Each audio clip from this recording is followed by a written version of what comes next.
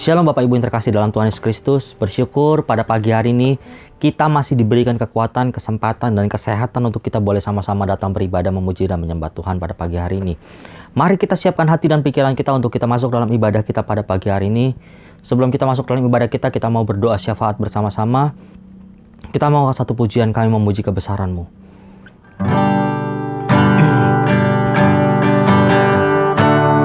Kami memuji kebesaran-Mu. Ajaib Tuhan, ajaib Tuhan, ajaib Tuhan. Kami memuji kebesaran-Mu. Kami memuji kebesaran-Mu. Ajaib Tuhan, ajaib Tuhan, ajaib Tuhan. Sekali lagi katakan, kami memuji kebesaran-Mu. Kami memuji kebesaran-Mu. Ajaib Tuhan, ajaib Tuhan. Kami memuji kebesaran-Mu.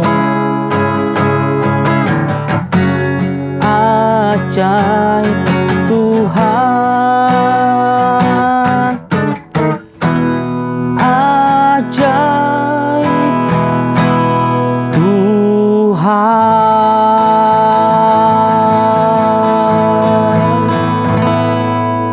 Bapa kami yang baik dalam surga, kami bersyukur Tuhan pada pagi hari ini kami masih diberikan kesempatan, kekuatan, dan kesehatan untuk kami boleh datang bersama-sama beribadah, memuji, dan menyembah Tuhan. Bapa kami bersyukur untuk setiap nafas kehidupan yang Tuhan masih percayakan dan berikan kepada kami Tuhan. Bapa pada pagi hari ini Tuhan kami mau berdoa syafaat Tuhan. Kami mau mengangkat tangan kami Tuhan untuk bangsa yang kami cintai Tuhan, bangsa Indonesia. Biarlah shalom ada atas bangsa dan negara kami Tuhan. Shalom ada atas para pemimpin bangsa dan negara kami Bapa. Kami berdoa Tuhan Yesus untuk Bapak Presiden kami dan Bapak Wakil Presiden kami Tuhan, Bapak Joko Widodo Tuhan, beserta Bapak Ma'ruf Amin Tuhan. Berkati ya Bapak Presiden kami dan Wakil Presiden kami. Biarlah setiap apapun yang diambil keputusannya ya Bapak, itu semua berasal daripada Engkau. Dan biarlah setiap keputusan-keputusan yang diambil itu semua dapat memuliakan nama Engkau. Dan biarlah keputusan yang diambil membawa bangsa kami semakin cinta sama Tuhan. Bapak, berkati para menteri kabinet, staf jajaran yang ada di bawah pemerintahan bangsa kami ya Bapak. Berkati Tuhan Yesus para kepala-kepala daerah, berkati para pemimpin-pemimpin daerah ya Bapak, dari Sabang sampai Merauke, dari Pulau Alor sampai Pulau Rote. Tuhan berkati bersama-sama ya Bapak. Biarlah mereka bergandengan tangan, mereka unity. Dan kami percaya Tuhan, ketika ada keunitian Tuhan, di situ ada hadirat Tuhan, di situ ada kuasa Tuhan yang bekerja ya Bapak. Bapak kami berdoa Tuhan Yesus untuk kota Jakarta ya Bapak, untuk Bapak Gubernur kami Tuhan, dan serta Wakil Gubernur dan seluruh staf jajaran yang ada di kota Jakarta ya Bapak. Berkati Tuhan Yesus setiap keputusan yang diambil oleh Bapak Gubernur kami Tuhan.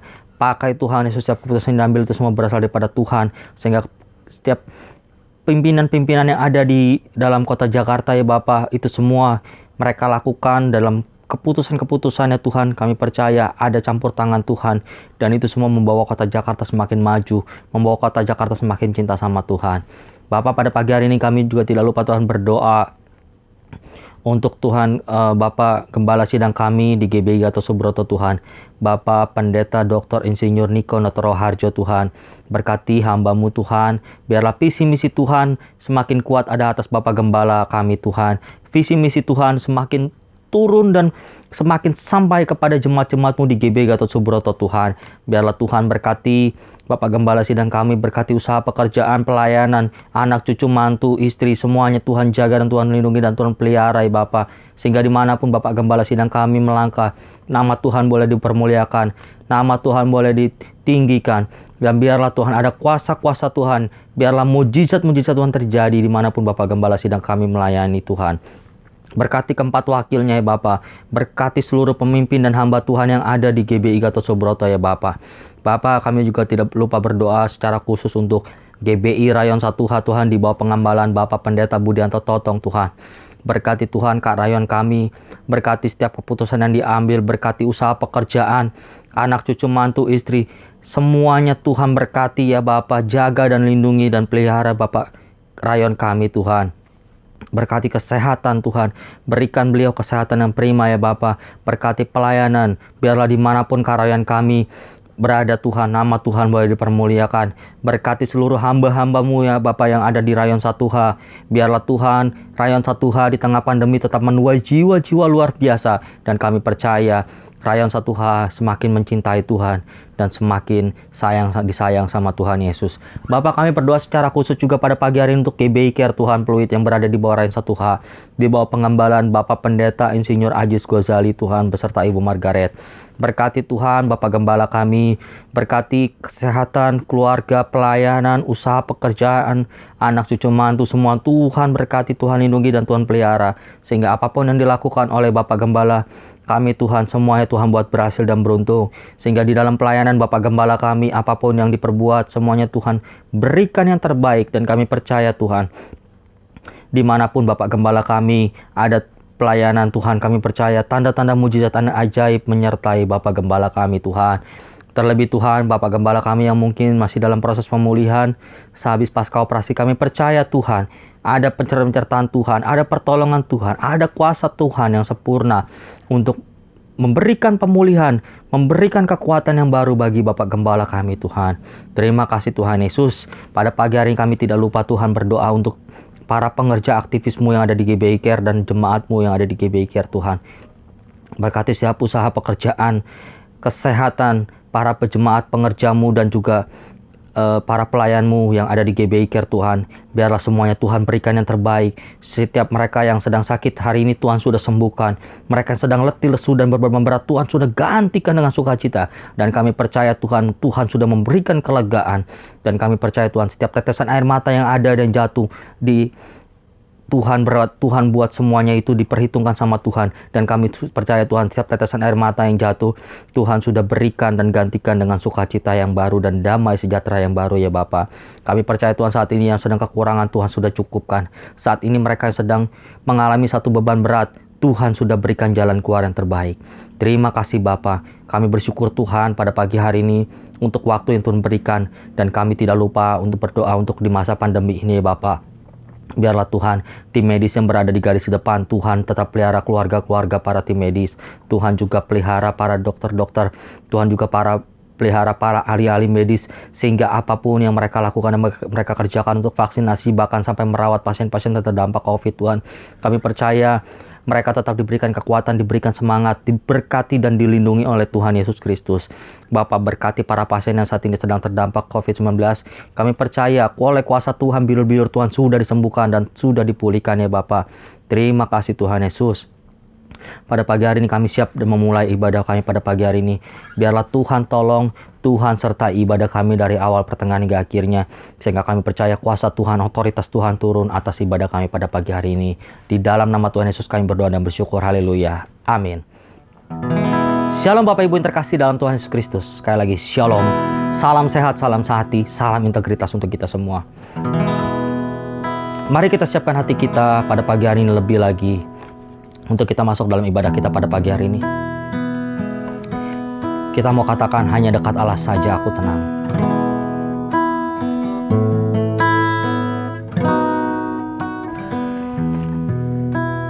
Hanya dekat Allahku, rasa tenang hatiku. Kau sertai jalanku sepanjang hidupku. Katakan hanya dekat padamu, hanya dekat padamu. Ada kekuatan baru, ada kekuatan baru. Kaulah perlindunganku, keselamatanku. Katakan ku ingin selalu, ku ingin selalu bersekutu denganmu, menikmati hadiratmu. Biarkan rohmu tinggal dalam hidupku. Sungguh indah bersamamu selamanya. Kita angkat pujian ini dari awal. Hanya dekat Allahku, rasa tenang hatiku. Kau sertai jalanku sepanjang hidupku. Katakan hanya dekat padamu, hanya dekat padamu. Ada kekuatan baru, kaulah perlindunganku, keselamatanku, keselamatanku. Katakan ku ingin selalu, ku ingin selalu bersekutu denganmu, menikmati hadiratmu. Biarkan rohmu tinggal dalam hidupku. Sungguh indah bersamamu selamanya. Katakan ku ingin selalu, ku ingin selalu bersekutu denganmu, menikmati hadiratmu. Biarkan rohmu tinggal dalam hidupku. Sungguh indah bersamamu selamanya. Sekali lagi katakan, ku ingin selalu, ku ingin selalu bersekutu denganmu, menikmati hadiratmu. Biarkan rohmu tinggal dalam hidupku. Sungguh indah bersamamu. Ku ingin selalu bersekutu denganmu, menikmati hadiratmu. Biarkan rohmu tinggal dalam hidupku. Sungguh indah bersamamu, sungguh indah, sungguh indah bersamamu. Sungguh indah, sungguh indah bersamamu selamanya. Haleluya, haleluya.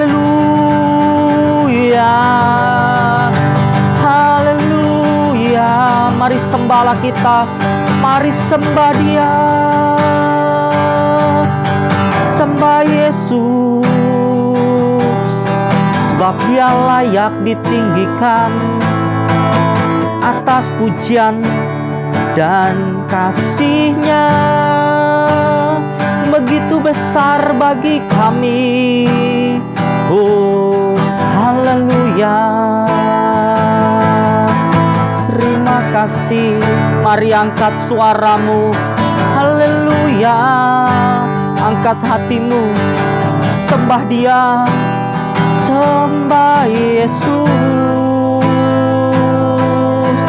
Haleluya. Kami bersyukur, ya Tuhan, sebab Kau baik. Yesus, kami bersyukur.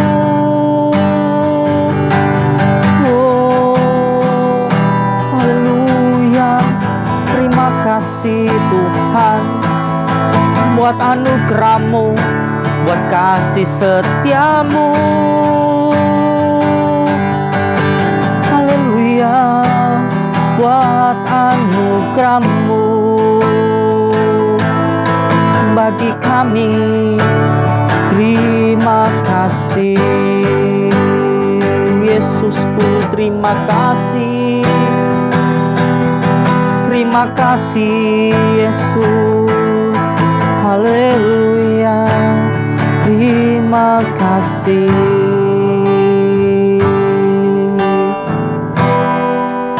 Sebab Kau yang layak Tuhan, layak ditinggikan, layak diagungkan, layak disembah. Sebab Kau layak.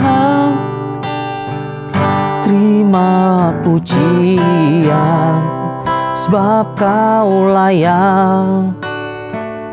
Terima pujian, sebab Kau layak. Ku agungkan Yesus, Raja di atas segala raja. Sebab Kau layak, sebab Kau layak. Terima pujian, sebab Kau layak. Terima pujian, sebab Kau layak. Kau layak. Ku agungkan Yesus, Raja di atas segala raja. Sebab Kau layak. Sebab Kau layak. Terima pujian, sebab Kau layak. Terima pujian, sebab Kau layak. Ku agungkan Yesus, Raja di atas segala raja. Sebab Kau layak, sebab Kau layak. Terima pujian, sebab Kau layak. Terima pujian, sebab Kau layak. Ku agungkan Yesus, Raja di atas segala raja. Raja di atas segala raja. Raja di atas segala raja. Haleluya. Haleluya. Mari berikan kemuliaan bagi Allah kita. Berikan kemuliaan yang lebih dahsyat lagi. Haleluya. Haleluya. Oh, Kau besar Tuhan. Sebab Kau besar, perbuatan-Mu ajaib, tiada seperti Engkau. Tiada seperti Engkau, sebab Kau besar, perbuatanmu ajaib. Tiada seperti Engkau, seperti Engkau, sebab Kau besar, sebab Kau besar, perbuatanmu ajaib. Tiada seperti Engkau, tiada seperti Engkau, sebab Kau besar, perbuatanmu ajaib. Tiada seperti Engkau, tiada seperti Engkau, tiada seperti, tiada seperti Engkau, tiada seperti Yesus, Yesus.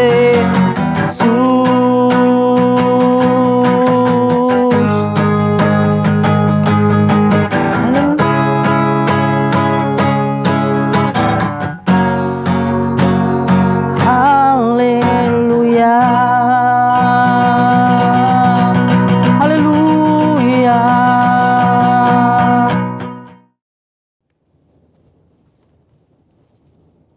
Shalom saudara, dalam edisi Voice of Pentecost kali ini, kita akan membahas mengenai hati-hati dengan mulutmu. Pada tahun 1900-an di Amerika Serikat, pernah diadakan suatu penelitian terhadap 2 keluarga untuk meneliti pengaruh perkataan dan karakter terhadap keturunan mereka. Secara mengejutkan, hasil yang didapat adalah keluarga Jonathan Edwards yang mendidik anak mereka sesuai perkataan firman Tuhan memiliki keturunan yang berhasil. Sedangkan keluarga Max Jukes yang tidak memperhatikan perkataan mereka sesuai dengan firman Tuhan memiliki keturunan yang buruk dan tidak berhasil. Hal ini membuktikan bahwa perkataan kita memiliki kuasa bagi masa depan kita. Yesaya 50 ayat 4 dikatakan, Tuhan Allah telah memberikan kepadaku lidah seorang murid, supaya dengan perkataan aku dapat memberi semangat baru kepada orang yang letih lesu. Setiap pagi ia mempertajam pendengaranku untuk mendengar seperti seorang murid. Pertanyaannya sekarang, bagaimana caranya agar lidah kita disebut sebagai lidah seorang murid? Yang pertama, mengendalikan setiap perkataan yang keluar dari mulut kita. Yakobus 3 ayat 5, 6, dan 8 berkata, demikian juga lidah, walaupun suatu anggota kecil dari tubuh, namun dapat memegahkan perkara-perkara yang besar. Lihatlah, betapapun kecilnya api, ia dapat membakar hutan yang besar. Lidah pun adalah api. Ia merupakan suatu dunia kejahatan dan mengambil tempat di antara anggota-anggota tubuh kita sebagai sesuatu yang dapat menodai seluruh tubuh dan menyalakan roda kehidupan kita. Sedang ia sendiri dinyalakan oleh api neraka, tetapi tidak seorang pun yang berkuasa menjinakkan lidah. Ia adalah sesuatu yang buas, yang tak terkuasai, dan penuh racun yang mematikan. Hal ini harusnya menyadarkan kita bahwa dosa perkataan atau dosa lidah bukanlah sesuatu yang main-main. Daud sendiri menyatakan bagaimana dia memiliki tekad yang kuat untuk menjaga dirinya supaya jangan berdosa dengan lidahnya. Daud memberikan sebuah istilah menahan mulutnya dengan kekang, di mana kekang artinya melakukan kontrol, memegang kendali terhadap mulut atau perkataan kita. Memang bukan sesuatu yang mudah, tapi bukan merupakan hal yang mustahil karena dengan pertolongan dari Roh Kudus, kita pasti bisa melaluinya.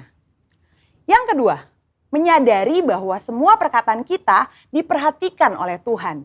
Perkataan merupakan ekspresi hati dan ungkapan dari apa yang kita pikirkan. Tuhan melihat kita jauh ke lubuk hati kita yang terdalam. Ia mengetahui segala motivasi hati kita. Mungkin orang lain dapat kita bohongi dengan perkataan manis dan lembut yang sebenarnya hanya sekedar menutupi hati yang busuk atau pikiran yang jahat.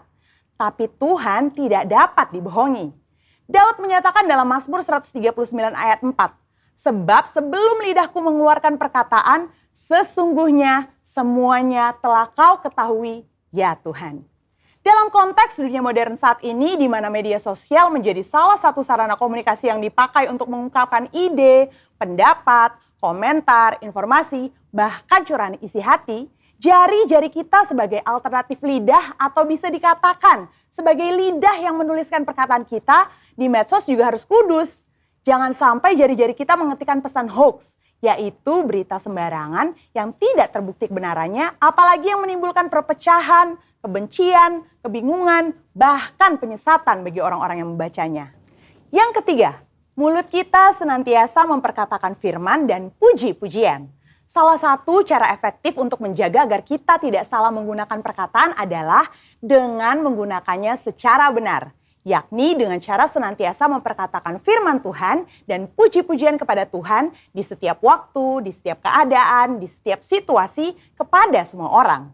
Sambil kita memuji-muji Tuhan, ingatlah apa yang Tuhan nyatakan melalui Yakobus dalam suratnya. Jikalau ada seorang menganggap dirinya beribadah, tetapi tidak mengekang lidahnya, ia menipu dirinya sendiri, maka sia-sialah ibadahnya.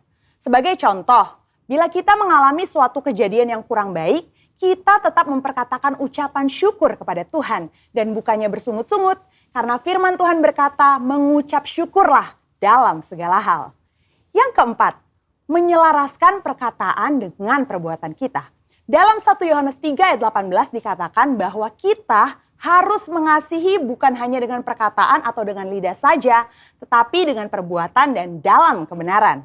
Perkataan adalah sesuatu yang nyata dan dapat didengar secara nyata. Namun, ketika perkataan diucapkan untuk menyatakan perasaan kasih kepada seseorang, hal tersebut bisa menjadi sesuatu yang tidak berarti apa-apa jika tidak disertai dengan perbuatan nyata seperti yang dikatakan. Misalnya, ketika kita berkata bahwa kita mengasihi Tuhan dengan segenap hati, namun kita malas beribadah atau malas melakukan firman Tuhan, maka perkataan kita tidak bermakna sama sekali.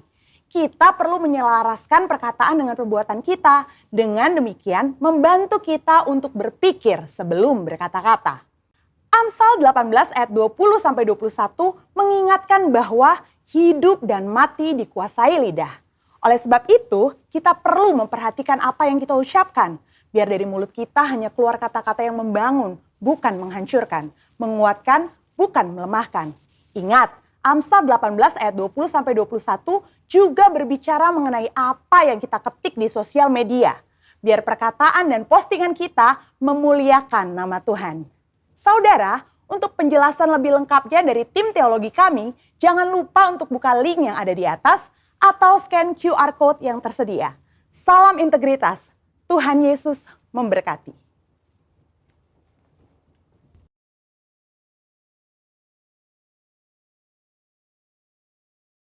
Shalom, selamat pagi.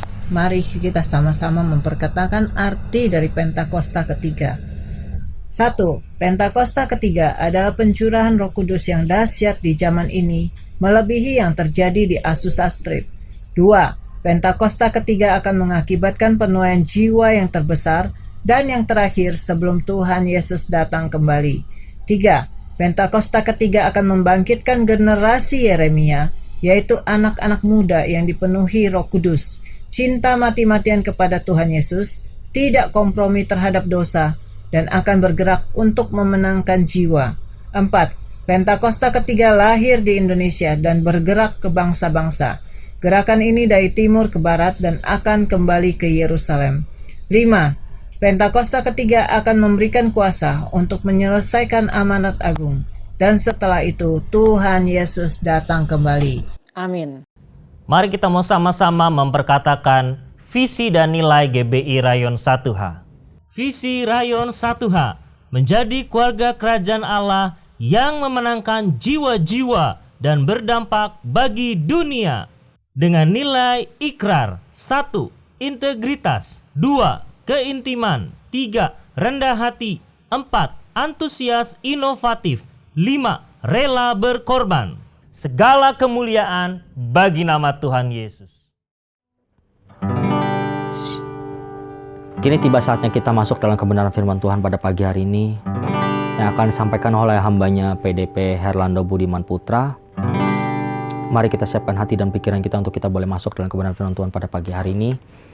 Kita angkat satu pujian, ku mau mengikuti kehendak-Mu ya Bapa.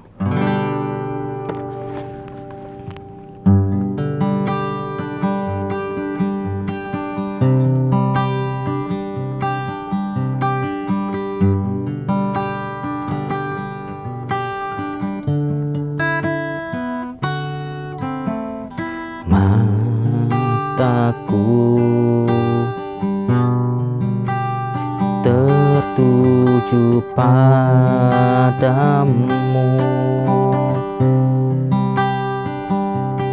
Segenap hidupku ku serahkan padamu.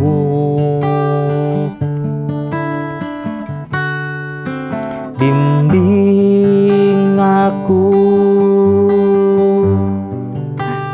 masuk rencanamu,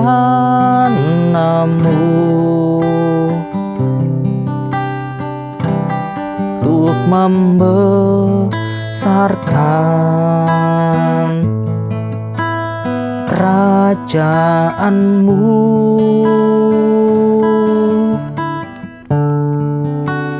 Ku mau mengikuti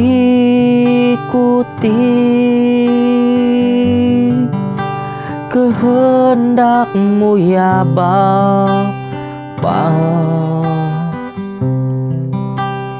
Ku mau selalu menyenangkan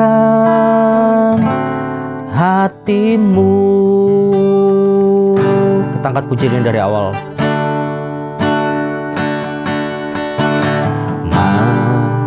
Mataku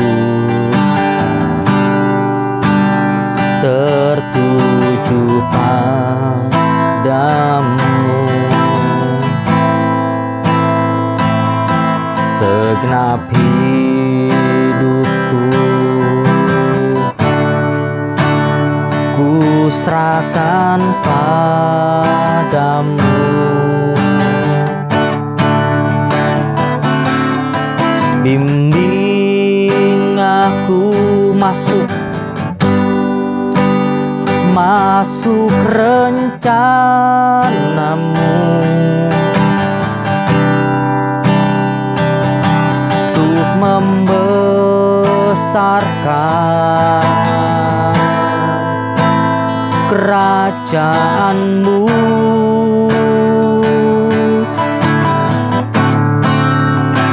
Ku mau mengikuti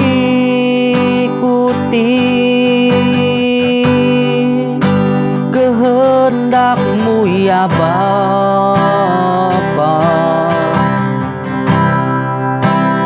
Ku mau selalu menyenangkan hati-Mu. Ku mau mengikuti, ku mau mengikuti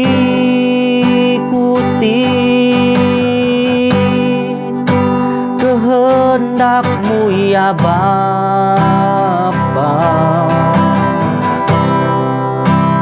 Ku mau selalu menyenangkan hati-Mu. Katakan, ku mau mengikuti,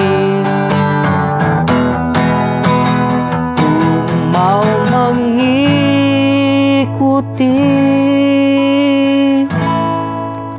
kehendak-Mu ya Bapa. Ini menjadi doa kami Tuhan. Ku mau selalu menyenangkan hati-Mu. Ini kerinduan kami Tuhan. Ku mau mengikuti, ku mau mengikuti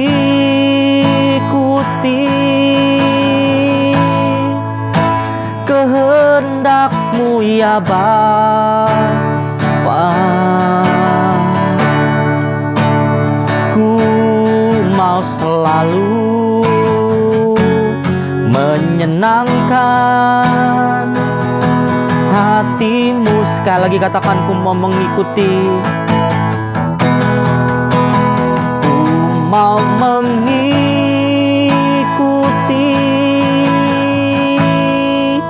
kehendak-Mu ya Bapa. Ku mau selalu menyenangkan hati-Mu. Ku mau selalu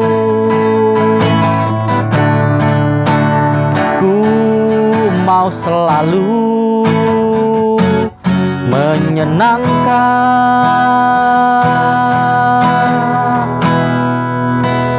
hatimu.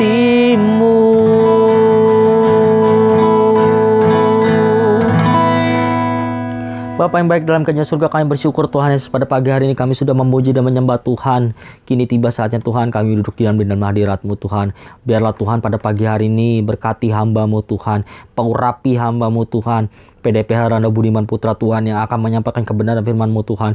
Biarlah setiap firman yang ditabur, setiap apapun yang boleh keluar dari mulut lidah bibir hamba-Mu Tuhan, itu semua berasal daripada Engkau.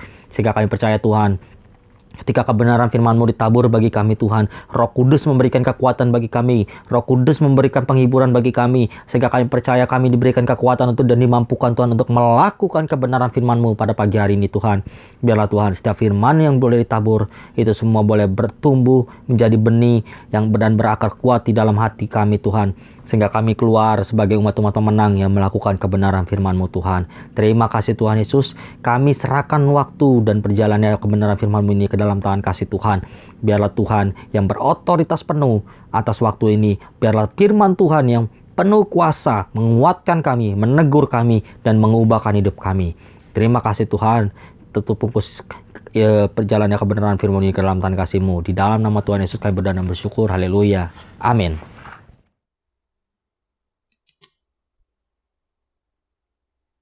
Shalom, jemaat GBK Laguna Pluit yang dikasih Tuhan. Salam sehat buat kita semua dan salam integritas karena kita ada di tahun 2021, tahun integritas. Mari kita mau sama-sama siapkan hati kita untuk mendengarkan kebenaran firman Tuhan. Mari kita bersatu dalam doa. Bapa kami dalam surga, kami mengucap syukur kepada Engkau bila saat ini kami boleh kembali mendengarkan, merenungkan kebenaran isi hati Tuhan kepada setiap kami. Kiranya Kau berkati Tuhan dari awal pertengahan hingga pada akhirnya. Kau urapi hamba-Mu, suci kuduskan lidah bibir Tuhan. Bahkan pikirannya pun Tuhan, itu semuanya dipakai Tuhan untuk menyampaikan isi hati Tuhan kepada setiap jemaat Tuhan yang mendengarkan. Karena kami percaya Roh Kudus-Mu yang memimpin Tuhan di dalam pemberitaan firman-Mu ini. Berkati juga yang mendengarkan Tuhan setiap anak-anak-Mu, supaya diberikan Roh Kudus-Mu Tuhan untuk boleh mendapatkan iluminasi dari kebenaran firman-Mu, sehingga mendapatkan suatu benih ilahi yang boleh tertanam dalam setiap hati mereka, bertumbuh, berkembang, dan berbuah. Bila ada kuasa-kuasa roh jahat, roh iblis yang mencoba mengganggu fokus kami dalam mendengar kebenaran firman-Mu, dalam juga mengambil Tuhan benih ilahi yang akan ditaburkan, kami tolak kuasa iblis tersebut Tuhan di dalam nama Yesus Kristus. Pada akhirnya kami serahkan semuanya kepada otoritas Roh Kudus-Mu Tuhan, di dalam nama Tuhan Yesus Kristus. Haleluya. Amin. Shalom buat kita semua. Sekali lagi saya sampaikan bersyukur bila saat ini kita boleh kembali mendengarkan atau kita mau belajar kebenaran firman Tuhan. Saat ini saya punya kesempatan untuk menyampaikan kebenaran firman Tuhan dengan satu tema, berbicara gembalakan sesamamu. Ya, perkataan ini memang saya ambil di dalam Yohanes 21 ayat 15 sampai dengan 17. Di mana ketika Yesus berkata atau bertanya kepada Petrus, dan akhirnya di situ kita melihat bahwa Tuhan punya satu perintah kepada Petrus yang sampai hari ini saya yakin dan saya percaya, yang saya juga renungkan dan yang ingin saya sampaikan kepada kita semua, bahwa kita harus menjadi gembala domba yang Tuhan percayakan kepada kita. Makanya tema firman Tuhan saya ingin sampaikan yaitu berbicara gembalakan sesamamu. Kita ambil dalam Yohanes 21 ayat 15-17 dan nanti akan ada satu poin-poinnya di dalam Mazmur 78 ayat 70 sampai dengan yang ke-72. Mari pertama kita akan baca sama-sama kebenaran firman Tuhan dari Yohanes 21 ayat yang ke-15 sampai dengan 17. Demikian firman Tuhan. Dengan perikop, gembalakanlah domba-dombaku. Ayat 15, sesudah sarapan Yesus berkata kepada Simon Petrus, Simon, anak Yohanes, apakah engkau mengasihi aku lebih daripada mereka ini? Jawab Petrus kepadanya, benar Tuhan, engkau tahu bahwa aku mengasihi engkau.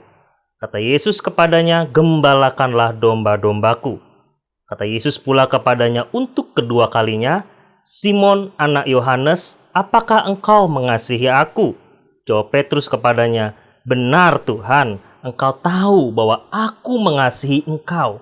Kata Yesus kepadanya, gembalakanlah domba-dombaku. Ayat 17, kata Yesus kepadanya untuk ketiga kalinya, Simon anak Yohanes, apakah engkau mengasihi aku? Maka sedih hati Petrus karena Yesus berkata untuk ketiga kalinya, apakah engkau mengasihi aku? Dan ia berkata kepadanya, Tuhan, engkau tahu segala sesuatu. Engkau tahu bahwa aku mengasihi engkau. Kata Yesus kepadanya, gembalakanlah domba-dombaku. Amin buat kebenaran firman Tuhan.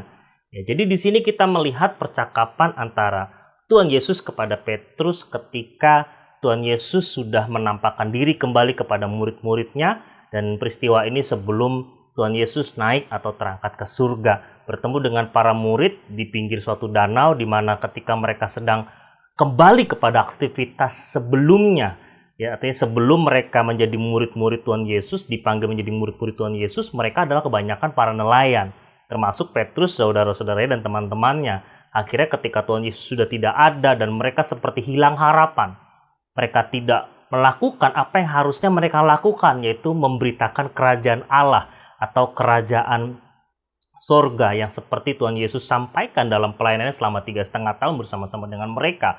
Tapi mereka justru malah kembali menjala ikan di suatu danau. Dan di pinggir danau tersebut Tuhan Yesus memanggil mereka, dan pada akhirnya awalnya mereka tidak tahu siapa yang mereka lihat. Tapi ketika mereka lihat dengan teliti, dengan jelas, mereka melihat bahwa itu adalah Tuhan Yesus. Dan disitulah terjadi suatu percakapan setelah mereka sarapan dengan ikan-ikan yang Tuhan Yesus telah sediakan. Dan Tuhan Yesus menanyakan hal ini, banyak sekali yang berspekulasi, kenapa kok Tuhan Yesus menanyakan sampai 3 kali, hai Simon anak Yohanes, apakah engkau mengasihi aku? Dan 3 kali pula Petrus menjawab, ya Tuhan, aku mengasihi engkau. Ada yang punya pendapat bahwa ini sebagai penebusan ketika Petrus menyangkal 3 kali ya, sebelum ayam berkokok. Ya. Saya tidak mengarah ke arah itu, tetapi saya ingin menekankan bahwa di dalam penulisan baik di Perjanjian Lama maupun Perjanjian Baru, bila ada satu hal atau satu kalimat atau suatu kata atau satu peristiwa yang diulang sampai dengan 3 kali, itu menandakan suatu hal yang sangat penting. Jadi 3 kali itu menandakan bahwa hal tersebut itu sangat penting. Dan hal ini bicara tentang mengasihi Tuhan dan respon apa yang kita berikan kepada Tuhan, apakah kita benar-benar mengasihi Tuhan, itu sangat penting. Makanya saya ingin sampaikan kepada kita pada saat ini bahwa ketika Tuhan menanyakan apakah engkau mengasihi aku, itu bukan hanya tertuju kepada Petrus, tapi kepada kita semua. Jadi ini sangat tepat sekali atau sangat punya relasi dengan tema yang saya akan bawakan, bicara tentang gembalakanlah dombaku atau gembalakan sesamamu. Ya, gembalakanlah sesamamu. Ya, di sini Tuhan Yesus berkata dengan suatu perintah, dan 3 kali juga Tuhan Yesus memberikan perintah kepada Petrus. Saya katakan ini kata perintah ya, sekalipun memang tidak menggunakan tanda seru, tapi ini bukan suatu permintaan, apakah engkau mau menggembalakan dombaku? Tidak, tapi Tuhan Yesus berkata, gembalakanlah domba-dombaku. Nah, nanti kita akan lebih jauh bahwa ternyata dari 3 ayat yang kita lihat sepertinya sama, tetapi dalam terjemahan aslinya ternyata tidak sama. Nah, satu hal yang ingin saya bahas, yang pertama itu bicara Simon anak Yohanes. Ya, 3 kali dikatakan Simon anak Yohanes, Simon anak Yohanes, Simon anak Yohanes. Di ayat 15, 16, 17, di awal kata selalu Tuhan Yesus berkata Simon anak Yohanes. Tuhan Yesus tidak menggunakan kata Petrus. Tuhan tidak memanggilnya Simon Petrus. Tuhan tidak memanggilnya Petrus saja, tetapi mengatakan Simon anak Yohanes.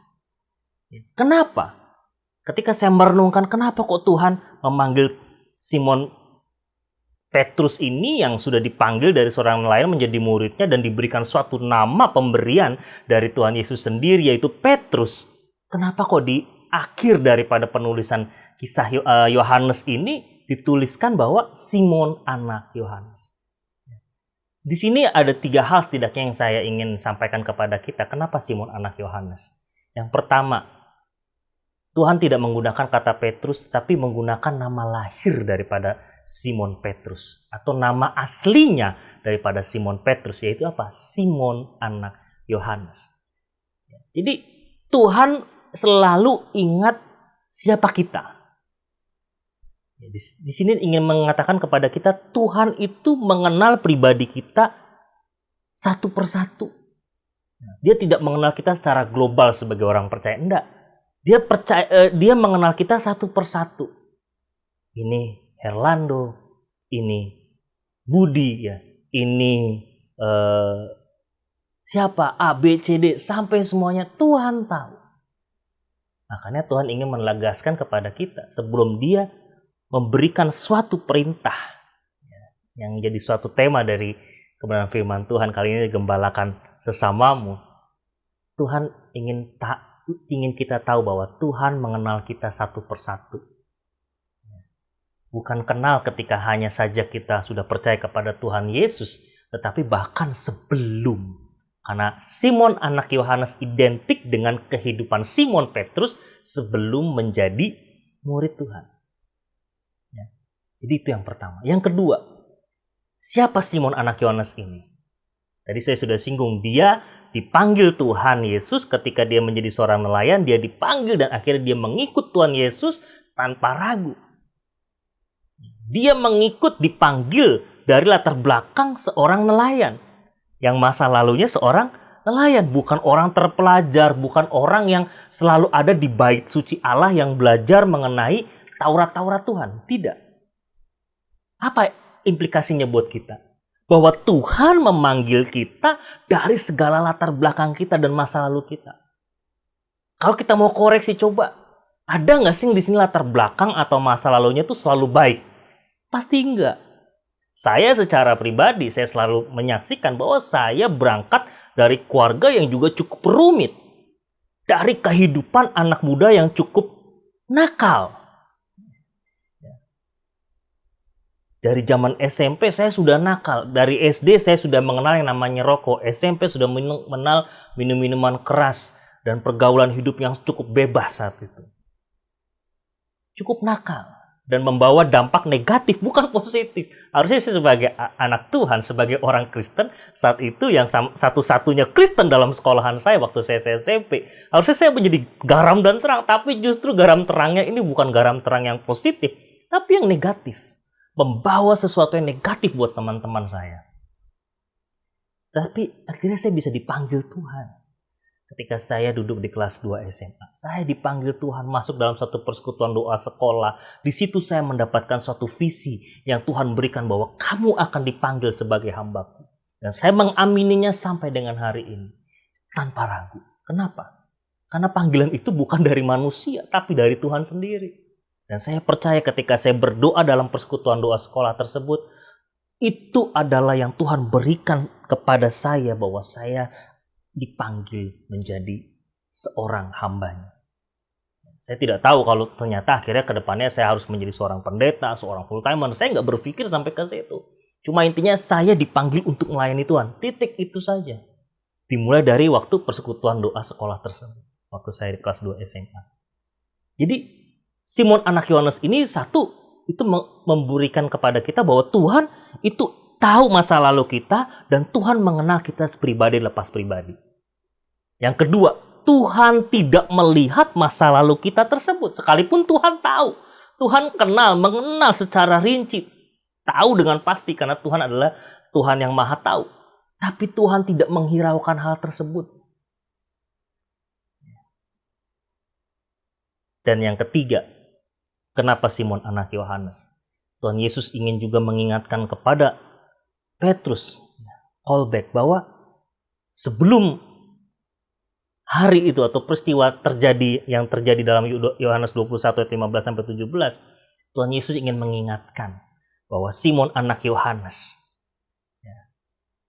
di situ pun Petrus teringat ketika dia menyangkal Tuhan Yesus, tapi dia bisa bertobat.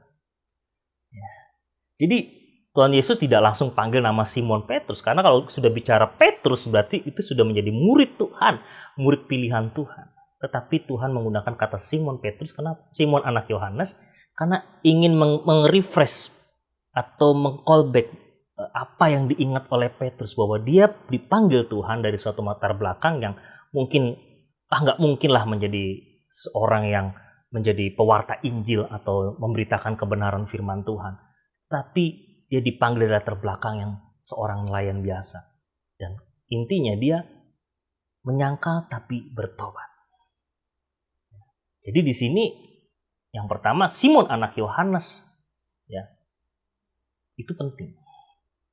Lalu yang kedua, kalau kita melihat apakah engkau mengasihi aku, dan Petrus atau Simon berkata aku mengasihi engkau. Kalau kita melihat terjemahan aslinya, kata mengasihi di sini memiliki unsur kata yang berbeda-beda. Yang pertama ketika Tuhan Yesus mengatakan apakah engkau mengasihi aku, Yesus menggunakan kata agapau atau agape. Sedangkan ketika Simon menjawab, dia menggunakan kata philia. Yesus bertanya, apakah engkau mengasihi aku? Walaupun, kan biasanya kalau kita bicara kasih agape itu kasih walaupun. Kasih yang no reason, nggak ada alasan untuk mengasihi, tapi kita mengasihi. Nah itulah Tuhan kita. Dia mengasihi kita tanpa dia punya alasan untuk mengasihi kita. Tapi dia tetap mengasihi kita. Nah itulah agape. Walaupun, kasih walaupun. Tapi Simon menjawab, aku philia sama engkau Tuhan. Philia itu identik dengan kasih kepada seorang sahabat. Kasih yang tulus kepada seorang sahabat. Kepada seorang yang dikasihi. Bisa lawan jenis, bisa sesama jenis. Karena sahabat, teman. Kasih mesra. Mesra di sini bukan seperti dengan kasih eros ya, beda lagi. Itu kasih eros itu antara lawan, biasanya digunakan untuk lawan jenis. Karena ada ketertarikan satu dengan yang lain. Yang kedua pun demikian ketika Tuhan berkata, apakah engkau mengasihi aku? Tuhan lagi-lagi pakai menggunakan kata agapau atau agape. Tetapi Simon Petrus tetap menjawab dengan aku philia Tuhan. Yang ketiga, yang saya cukup kaget ketika saya membacanya, Tuhan tidak lagi menggunakan kata agape, tapi Simon, apakah engkau philia sama aku? Di situ Simon sedih hati. Dia menangis karena dia tahu dia nggak bisa membalas kasih Tuhan itu dengan kasih agape yang Tuhan mau. Dan dia tetap berkata, Tuhan tahu segalanya dan Tuhan tahu aku philia sama Tuhan. Dan dari ketiga pernyataan itu Tuhan mengatakan gembalakanlah dombaku. Dari sini kita ingin melihat kepada ayat ini apa sih? Dari agape philia, agape philia. Itu yang pertama dan kedua. Tetapi yang ketiga, kenapa Tuhan menggunakan philia dan Simon pun menjawabnya juga dengan philia. Jadi bukan Simon yang mengikut maunya Tuhan, tapi Tuhan tahu batasan atau kemampuan Simon mengasihi Tuhan. Jadi Tuhan tahu kapasitas dan kemampuan kita. Jadi Tuhan tidak pernah memaksakan kita itu untuk melakukan hal yang tidak mungkin kita bisa lakukan. Karena Tuhan tahu tahapannya. Gak mungkin kita dari tangga 1 bisa langsung loncat tangga 10. Gak bisa. Mungkin kita baru percaya Tuhan hari ini. Gak bisa tiba-tiba kita menjadi seorang yang berbicara banyak tentang kebenaran firman Tuhan. Gak bisa. Harus ada proses.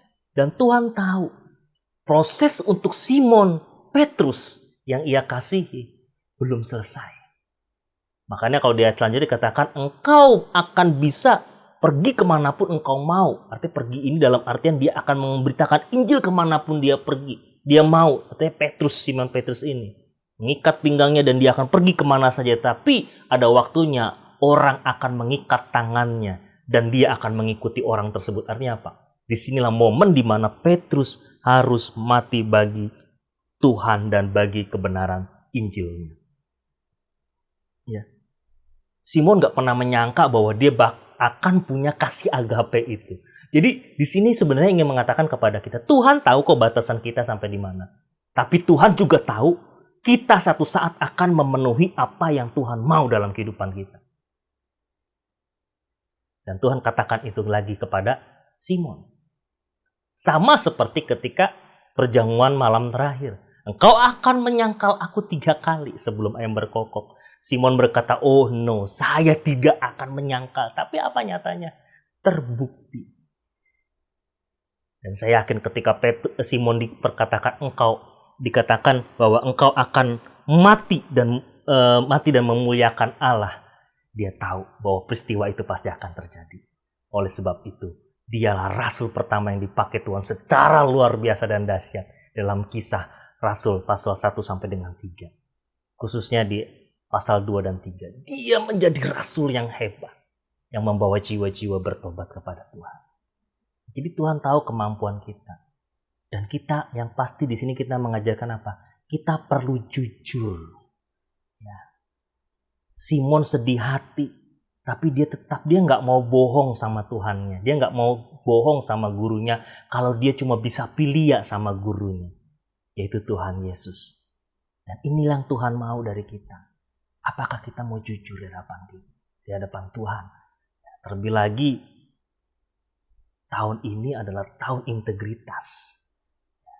Apakah kita mau menjadi orang-orang yang berintegritas di hadapan Tuhan? Amin. Jadi, ini penting. Ini baru pendahuluan. Nanti kita akan masuk poinnya. Dan hal ketiga yang penting dari pembacaan kita tadi, Yohanes, ya, sebelum kita masuk ke Mazmur, ya, dikatakan di 3 ayat 15, 16, 17 ada kata gembalakanlah domba-dombaku. Dan gembalakan domba-dombaku ini sama seperti kata-kata tadi tuh, mengasihi tadi, ada agape philia. Nah, ini pun juga berbeda dalam terjemahan King James Version-nya. Dalam terjemahan aslinya pun juga berbeda. Di ayat 15, gembalakanlah dombaku menggunakan kata feed the lamb. Berilah makan domba-domba yang muda. Lamb itu domba identik dengan domba muda, domba yang belum berusia 1 tahun. Ya. Biasanya kalau kita makan kambing itu yang empuk enak itu, nah itu kambing muda. Kambing yang usianya belum sampai dengan 1 tahun, itu dagingnya enak. Dan biasanya harganya juga cukup mahal.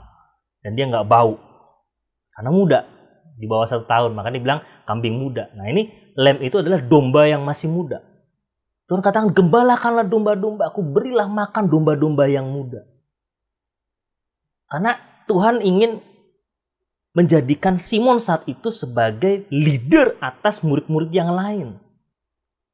Karena kan Tuhan berkata, apakah engkau mengasihi aku lebih daripada mereka ini? Mereka itu kan bicara murid-murid yang lain yang sedang bersama-sama dengan Petrus menjala ikan di pinggir danau tersebut. Dan Tuhan katakan, feed the lamb. Berilah mereka makan. Artinya makan di sini bukan bicara makan jasmani, tapi rohani. Yang kedua, di ayat 16, gembalakanlah dombaku menggunakan kata shepherd the sheep. Gembalakanlah, ini baru penggunaan katanya gembalakanlah domba. Nah, domba ini domba dewasa. Sheep itu kawanan domba, bisa dewasa, bisa anak-anak, tapi itu satu kawanan domba. Identik dengan domba yang sudah dewasa. Jadi jagalah, tuntunlah domba-domba yang Tuhan percayakan. Jadi kalau mereka sudah dewasa, tuntun mereka, jaga mereka. Karena kamu sebagai gembala. Dan terakhir di ayat 17, gembalakanlah dombaku menggunakan kata feed the sheep. Sekalipun mereka sudah dewasa, kamu tetap harus beri makan. Kamu harus terus memberikan nutrisi yang terbaik buat domba tersebut. Artinya apa? Kalau kita menjadi orang percaya dan ada anak-anak rohani yang kita didik, yang kita bimbing, jangan kita berhenti ketika mereka sudah dewasa kerohaniannya. Kita menganggap mereka sudah dewasa, itu sudah cukup. Kita nggak perlu lagi kasih nasihat rohani, kita nggak perlu lagi kasih firman-firman Tuhan kepadanya. Enggak. Saya katakan, makanan rohani itu harus terus diberikan sampai dengan Tuhan Yesus datang untuk yang kedua kalinya. Atau sampai Tuhan Yesus datang kembali. Ini gak akan berhenti, artinya no limit. Jadi menggembalakan domba, tema firman Tuhan kita, gembalakanlah sesamamu, itu bicara no limit. Tidak ada batasan waktu, ruang, ataupun jumlahnya. Itu baru hal pertama, ya, yang menjadi dasar pondasi judul atau tema firman Tuhan ini. Gembalakanlah sesamamu. Seperti apa yang disampaikan Tuhan Yesus kepada Simon Petrus di pinggir danau tersebut. Dan itu bukan hanya untuk berlaku kepada Simon saat itu, tapi diberikan juga kepada kita sebagai orang-orang percaya untuk menjadi gembala-gembala domba. Gembala-gembala sesama kita. Gembala-gembala kepada orang yang belum mengenal Tuhan. Nah, kita akan membaca di dalam Mazmur 78 ayat 70 sampai dengan 72.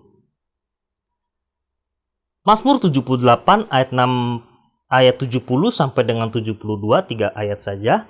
Demikian firman Tuhan, dipilihnya Daud hambanya, diambilnya dia dari antara kandang-kandang kambing domba, dari tempat domba-domba yang menyusui didatangkannya dia untuk menggembalakan Yakub umatnya dan Israel miliknya sendiri. Ia menggembalakan mereka dengan ketulusan hatinya dan menuntun mereka dengan kecakapan tangannya. Amin buat kebenaran firman Tuhan. Ya, di sini kita melihat bahwa ada beberapa kata penting atau ada beberapa poin yang akan kita belajar bersama-sama. Di situ ada kata dipilihnya, diambilnya. Jadi yang pertama di ayat 70 dikatakan Tuhan itu memanggil dan memilih kita. Makanya dikatakan dipilihnya Daud, diambilnya dia. Jadi Tuhanlah yang memanggil dan memilih kita. Bukan kita yang pilih Tuhan. Bukan kita yang memberikan diri kita untuk percaya kepada Tuhan Yesus. Enggak, Tuhan sudah memanggil kita dari semula. Tinggal bagaimana, apakah Tuhan memilih kita sebagai orang yang menjadi kawan sekerjanya untuk memberitakan kerajaan Tuhan, untuk memberitakan kerajaan Allah di muka bumi ini. Jadi Tuhan sudah memilih kita dari mula. Jadi Tuhan itu memilih Daud. Kalau gini, tadi kita bicara Simon, Petrus. Nah, di Mazmur ini kita melihat kepada Daud. Daud dipilih dari tempat yang hina. Dia bukan siapa-siapa. Tapi Tuhan memilih karena kedaulatannya. Jadi kalau implikasinya kepada kita, apa sih? Di ayat 70 ini yang Tuhan ingin berkata kepada kita, Tuhan itu memilih kita meskipun dari tempat yang hina. Kita itu bukan siapa-siapa. Tapi Tuhan memilih kita karena kedaulatannya. Tuhan memilih kita bukan karena latar belakang kita. Tuhan memilih kita bukan karena masa lalu kita. Tuhan memilih dan memanggil dan memilih kita bukan karena keluarga kita. Tapi personal kita secara pribadi. Seperti Daud. Orang mungkin melihatnya, oh Daud siapa Daud? Hanya seorang gembala dari 2-3 ekor domba. Kawanannya cukup kecil. Artinya dia tidak dipercaya juga oleh keluarganya. Tapi yang tidak kita sampai bisa mengerti, Tuhan bisa memilih Daud loh. Ya. Bagi keluarganya Daud itu bukan siapa-siapa. Daud itu anak bungsu yang nggak bisa apa-apa lah, udahlah cuma bisa disuruh jaga kambing domba 2-3 ekor saja.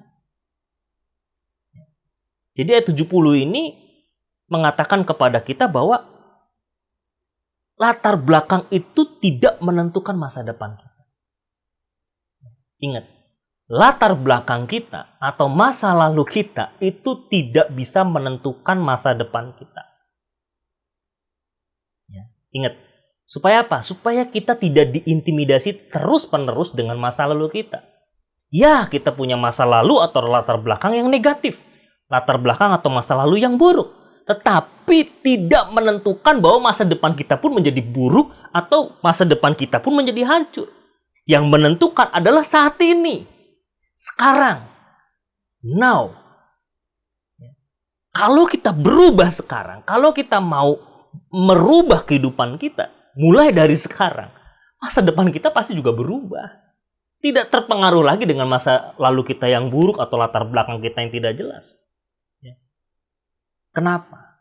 Karena semua itu tergantung dari hati kita, dari kerendahan hati kita. Apakah kita mau menerima panggilan dan pilihan Tuhan?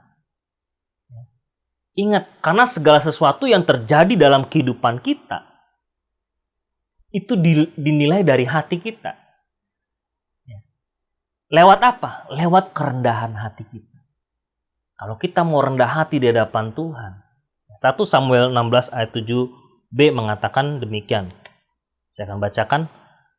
1 Samuel 16 ayat 7b, demikian firman Tuhan.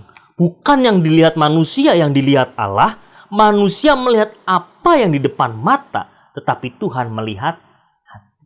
Jadi manusia melihat apa yang di depan mata. Itu di depan mata berbicara apa? Mungkin fisiknya, mungkin keadaan sosialnya, mungkin harta bendanya, termasuk mungkin latar belakangnya, masa lalunya, keluarganya. Manusia melihat itu semua. Sehingga penilaiannya itu kadang-kadang tidak sesuai dengan apa maunya Tuhan. Karena apa? Karena Tuhan itu melihat hati. Tuhan bisa pilih Daud karena Tuhan melihat hatinya. Sekalipun masa lalu kita buruk, jelek, ingat yang pertama, Tuhan memanggil dan memilih kita. Oleh sebab itu, kenapa Tuhan ingin kita menggembalakan sesama kita? Yang pertama, Tuhan yang memanggil dan memilih kita. Amin. Ayat 71 sebagai hal yang kedua. Setelah Tuhan memanggil dan memilih kita. Ayat 71, Tuhan memilih kita untuk menjadi gembala dombanya. Ayat 71, dari tempat domba-domba yang menyusui didatangkannya Dia untuk menggembalakan Yakub umatnya dan Israel miliknya sendiri. Garis bawahi menggembalakan. Ayat 70 tadi dipilihnya, diambilnya. Ayat 71 garis bawahi menggembalakan. Jadi kita dipanggil Tuhan, kita dipilih Tuhan untuk menggembalakan domba-domba Tuhan. Nah, kalau begini banyak orang berkata, oh berarti itu tugasnya pendeta. Oh itu berarti tugasnya seorang gembala. Oh itu berarti tugasnya seorang penginjil. Oh itu berarti tugasnya seorang misioner. No, saya mau katakan tidak.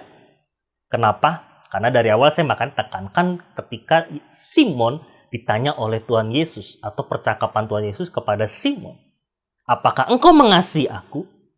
Dan Simon mengatakan, aku mengasihi engkau Tuhan. Kalau engkau mengasihi aku, gembalakanlah dombaku. Saat ini pun Tuhan berkata kepada kita secara pribadi, secara personal. Apakah engkau mengasihi aku? Apakah engkau mengasihi aku? Ketika kita menjawab, ya Tuhan, aku mengasihi engkau. Maka Tuhan akan memberikan satu perintah. Gembalakanlah dombaku. Siapa domba itu? Sesama kita. Bisa orang percaya, bisa juga orang-orang yang belum percaya. Domba itu bicara orang-orang yang belum benar-benar mengenal Tuhan. Siapapun bisa menjadi domba-domba yang Tuhan percayakan kepada kita.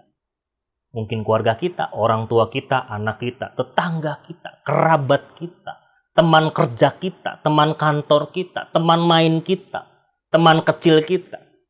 Siapapun bisa menjadi domba yang Tuhan percayakan kepada kita untuk digembalakan. Jadi saya mau katakan kalau bicara gembalakan sesama bukan tugas gembala. Maaf, bukan tugas gembala saja. Bukan tugas pendeta saja. Bukan tugas seorang penginjil saja, seorang misioner saja. Tetapi semua ini adalah tugas orang-orang yang percaya, yang mengasihi Tuhan Yesus. Apalagi tengah-tengah pandemi sekarang ini. Banyak gereja yang belum bisa offline atau onsite.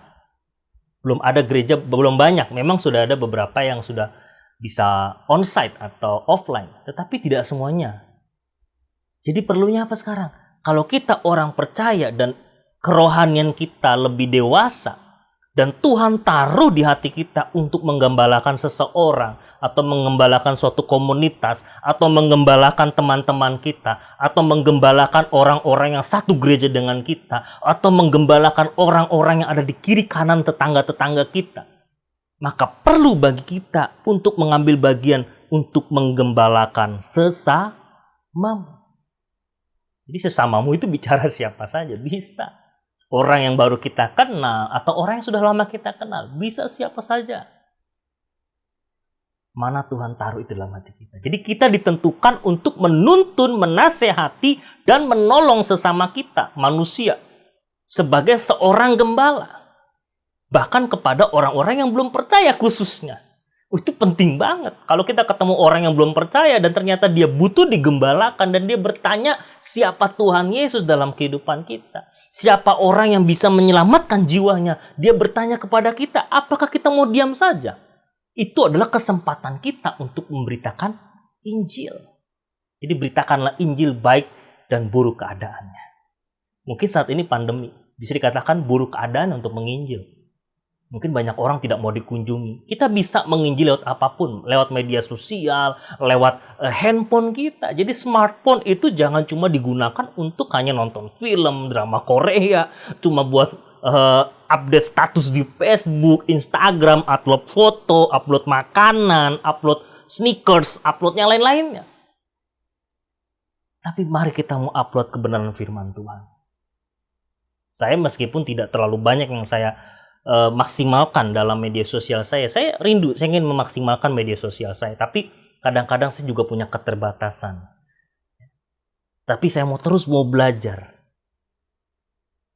memberitakan kebenaran firman Tuhan ini baik dan buruk keadaannya. Sekalipun dulu ketika saya awal punya medsos, wah banyak tuh teman-teman yang bukan orang percaya itu masih bisa komen di wall saya, di page Facebook saya, masih bisa. Tapi ketika saya taruh kebenaran firman Tuhan di situ, sudah sedikit yang like. Apalagi sekarang saya sudah sempat ganti Facebook, jadi ya udah cukup tinggal sedikit orang-orang yang seperti itu. Jadi Tuhan memilih kita untuk menggembalakan sesama kita. Maka kalau kita mau menggembalakan sesama kita harus perbaiki hidup kita.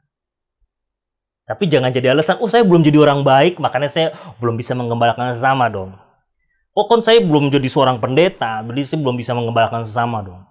Kan saya belum sekolah teologi, saya kan belum lulus sekolah teologi, saya kan belum baca selesai Alkitab dari Kejadian sampai Wahyu, berarti saya belum bisa menggembalakan sesama. No, saya mau katakan, ketika engkau ingin menggembalakan sesamamu, itu memang harus dibarengi dengan engkau memperbaiki hidupmu. Makanya saya katakan, maka kita harus memperbaiki hidup kita berpadanan dengan menggembalakan sesama kita untuk percaya kepada Tuhan Yesus. Jadi berjalan bersamaan.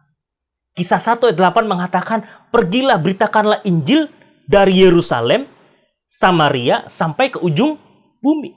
Bukan satu persatu, tetapi bersamaan, berdiaspora.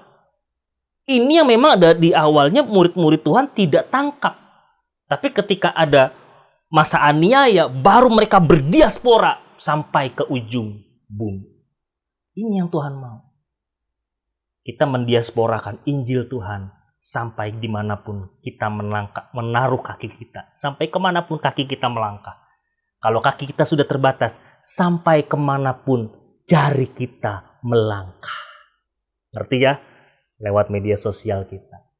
Kita bisa menyapa teman kita yang mungkin sudah jauh ada di luar negeri sana. Kita bisa mungkin memberitakan Injil lewat, sekarang bisa ada YouTube, ada Instagram, Facebook. Sekarang media sosial bukan cuma sekedar update status. Kita bisa taruh video khotbah kita bisa kasih video, mungkin kita cuma baca ayat firman Tuhan.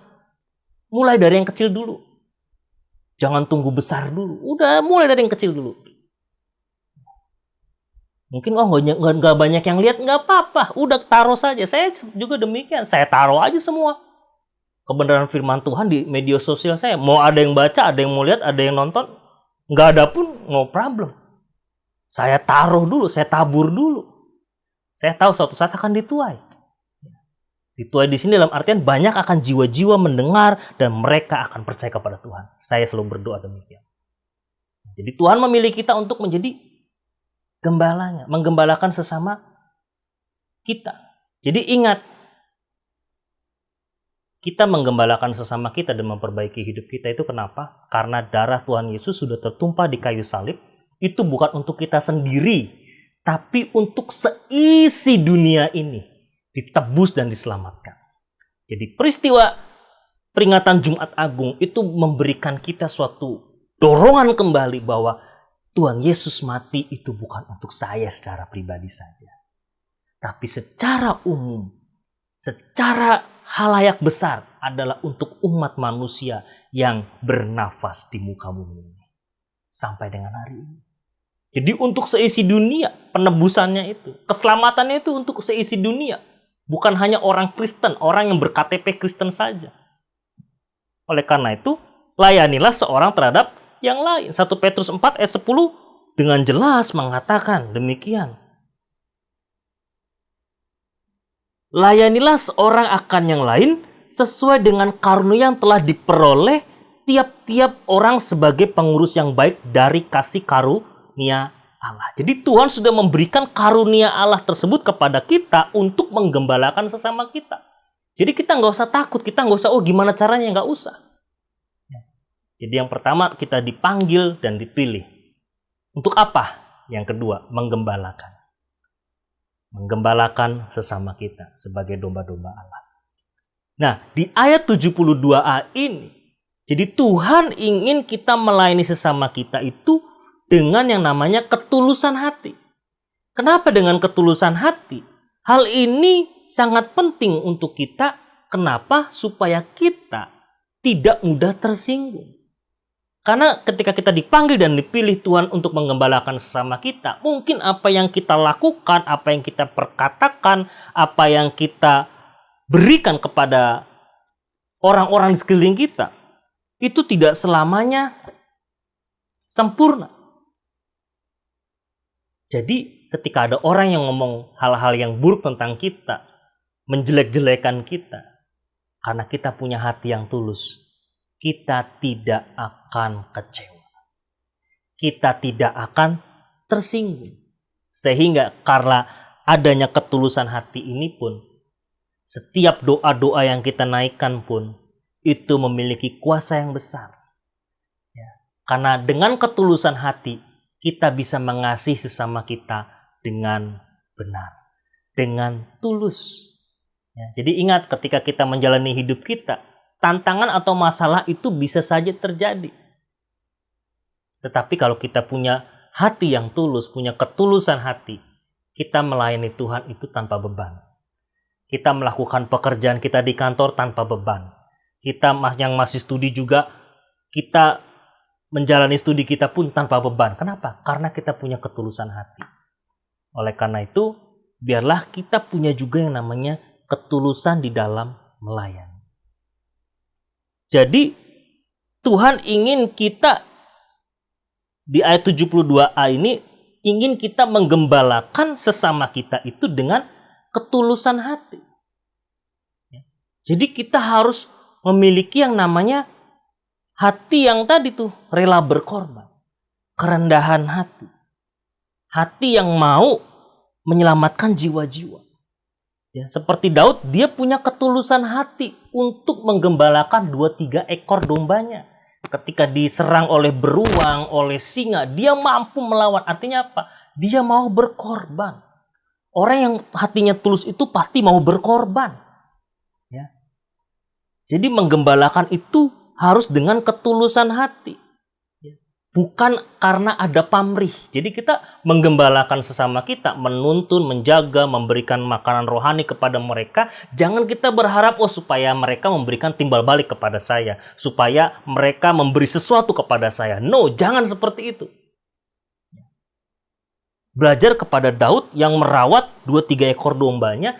Dia tidak pernah meminta atau mungkin, ya kalau saya dramatisir, Daud nggak minta dong, domba kamu masakin buat saya, enggak.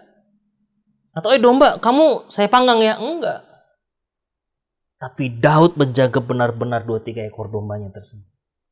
Kenapa? Karena dia punya ketulusan hati. Makanya Tuhan pilih. Kalau dia tidak punya ketulusan hati, saya yakin Tuhan juga nggak akan pilih Daud. Maka dikatakan di ayat 72, ia menggembalakan mereka dengan ketulusan hati. Termasuk ketika ia menjadi raja atas Israel. Daud menjadi raja atas Israel itu sampai dengan hari ini, itu menjadi ikon untuk orang-orang Israel atau khususnya orang-orang Yudaisme. Orang-orang Yahudi. Bintang Daud itu selalu dipakai oleh mereka.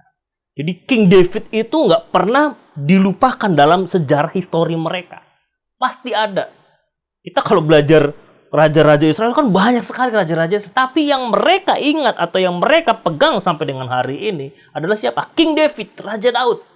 Bahkan ketika Yesus lahir, ketika Yesus melayani pekerjaan Tuhan atau melayani selama 3,5 tahun dengan para muridnya, selalu identik atau dikaitkan dengan Yesus anak Daud. Jadi Mesias itu memang lahir dari keturunan Raja Daud. Maka Yesus disebutkan Yesus, Mesias anak Daud. Selalu dikaitkan. Jadi kenapa? Karena dia punya ketulusan hati. Ketika dia ditegur oleh Nabi Nathan siapa sih? Nabi yang gak pernah ada tulisannya. Dalam kitab Perjanjian Lama itu gak ada tulisan Nabi Nathan. Tapi Tuhan pakai Nabi Nathan ini untuk menegur Daud ketika dia melakukan kesalahan berzina dengan Batsheba. Oh, kalau Daud ini arogan, dia nggak punya hati yang tulus. Wah, sikat tuh Nabi Nathan. Siapa sih dia berani negur saya? Gitu. Tapi Daud nggak begitu loh. Daud langsung berduka cita di hadapan Tuhan ketika Nabi Nathan menegurnya tentang kejahatannya dengan Batsheba. Jadi yang penting itu, melayani itu harus dengan ketulusan hati. Dan ayat 72b dikatakan sebagai yang terakhir, dan menuntun mereka dengan kecakapan tangannya. Kita dipanggil dan dipilih Tuhan untuk menjadi gembala bagi sesama kita. Kita perlu yang namanya ketulusan hati, hati yang mau berkorban. Tetapi tidak cukup sampai di situ, kita perlu yang namanya kecakapan tangannya. Apa sih kecakapan tangannya ini? Jadi melayani itu harus pintar, pandai, terampil. Pintar secara teori, pandai ketika menghadapi masalah, terampil artinya kita punya kemampuan, kita punya ability atau kita punya talenta yang kita bisa berikan dalam pelayanan kita. Jadi ketika kita melayani, kita jangan menjadi orang yang bodoh. Tapi kita harus bisa menjadi orang yang pintar, pandai, terampil. Jangan karena pandemi terus kita nggak bisa apa-apa lagi. Saya katakan tadi, sekarang dengan jari kita sudah bisa berkarya. Dengan jari kita sudah bisa melayani Tuhan. Jadi nggak perlu lagi kita ada di atas mimbar, tidak perlu lagi kita ada di dalam gereja, dimanapun kita berada dengan jari kita saja sekarang. Ini satu hal saja saya ingin katakan. Kita bisa melayani Tuhan dengan pintar, pandai, dan terampil.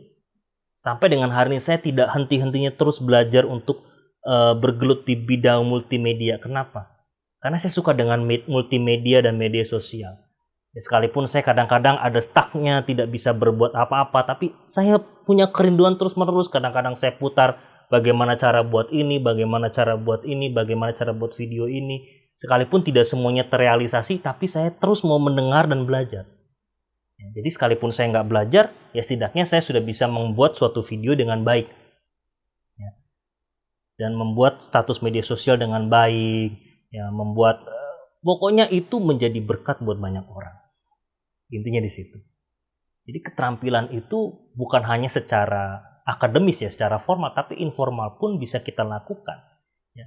Jadi membangun kerohanian kita itu juga harus dengan berkreasi yang baik dalam pelayanan, ataupun kalau kita dalam dunia kerja, ya kita harus pintar, pandai, dan terampil juga.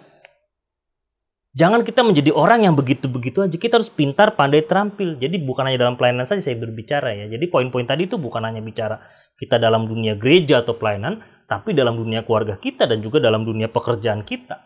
Kita dipercayakan Tuhan untuk menggembalakan sesama kita. Makanya saya bilang tadi, teman kantor kita, teman kerja kita, teman-teman yang mungkin teman bisnis kita, partner bisnis kita, itu bisa menjadi domba yang Tuhan percayakan kepada kita. Makanya apapun kepintaran dan keterampilan kita harus pakai untuk mempermuliakan Tuhan.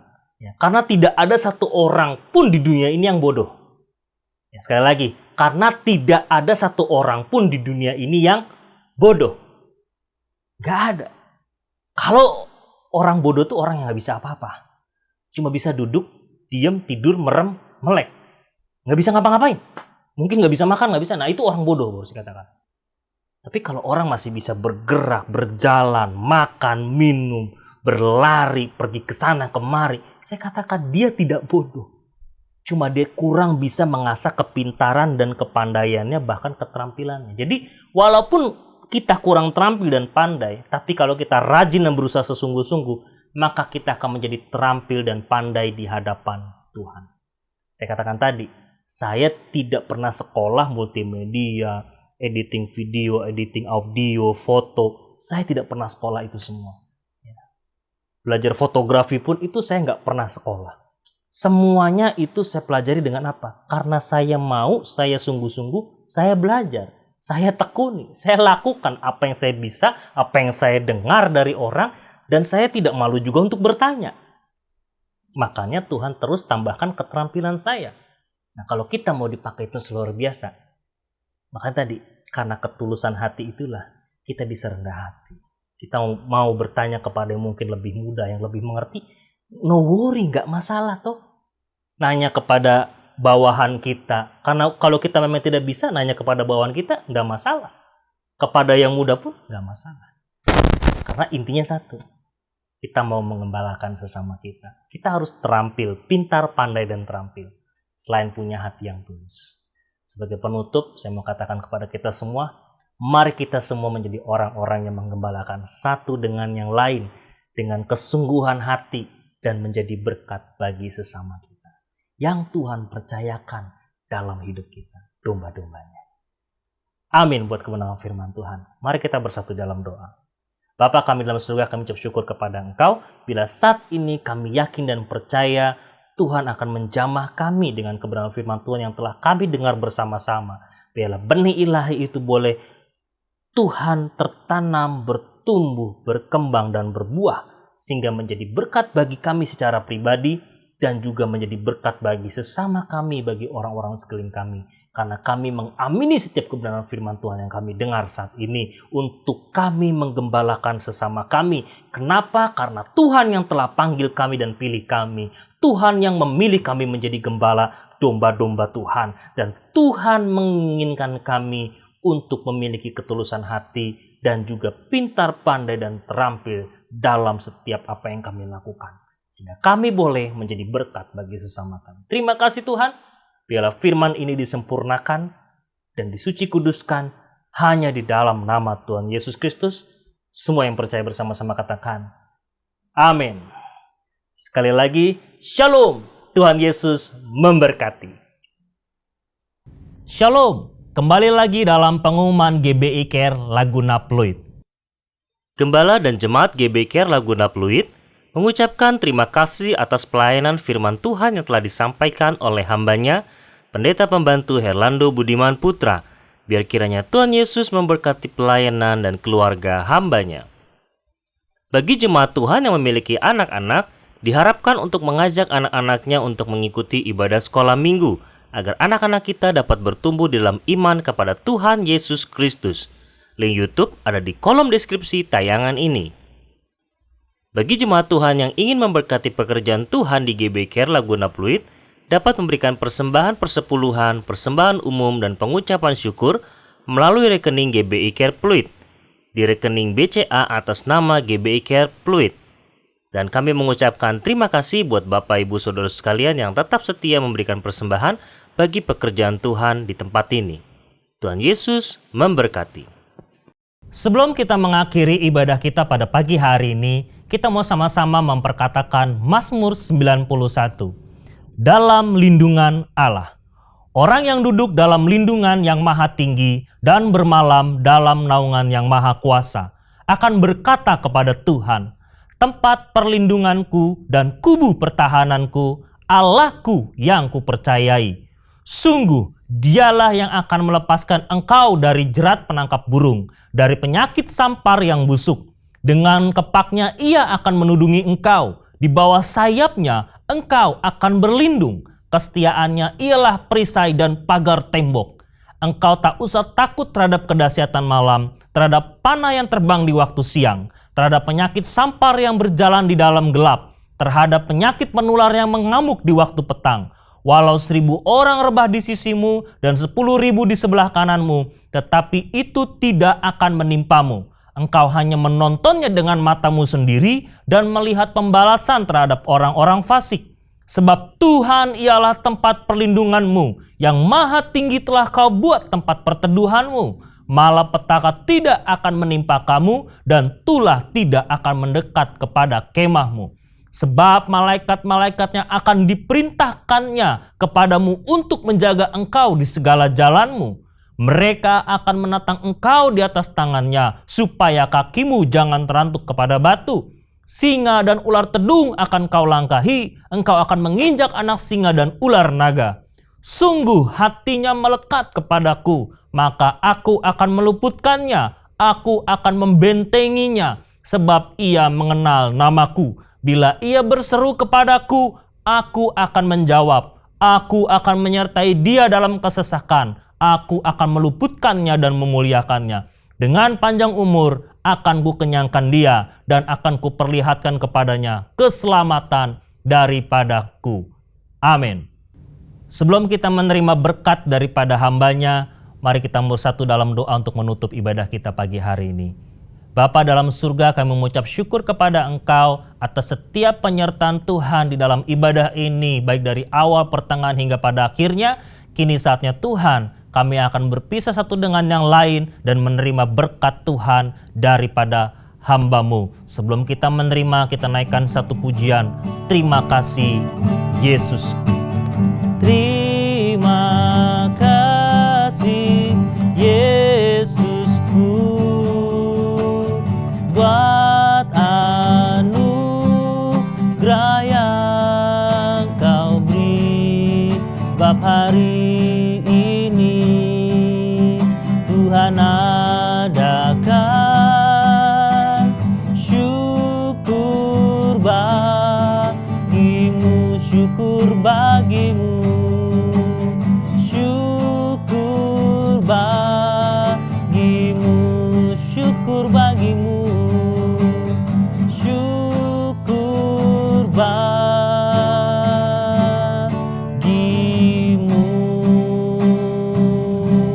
Mari saudara-saudara yang dikasih dalam Tuhan, kita bangkit berdiri, kita mau menerima berkat yang daripada Tuhan. Saudara-saudara yang dikasih Tuhan, terimalah berkat sukacita, damai sejahtera, kasih karunia yang begitu besar daripada Allah Bapa yang telah diberikan kepada kita masing-masing melalui anak yang tunggal, yaitu Tuhan kita Yesus Kristus. Di dalam pertolongan, penghiburan, dan persekutuan dengan Roh Kudus menyertai kita pada saat ini, bahkan sampai Tuhan datang menjemput kita di awan-awan, bahkan sampai selama-lamanya. Mari kita yang percaya, kita akan sama-sama amin. Tuhan memberkati.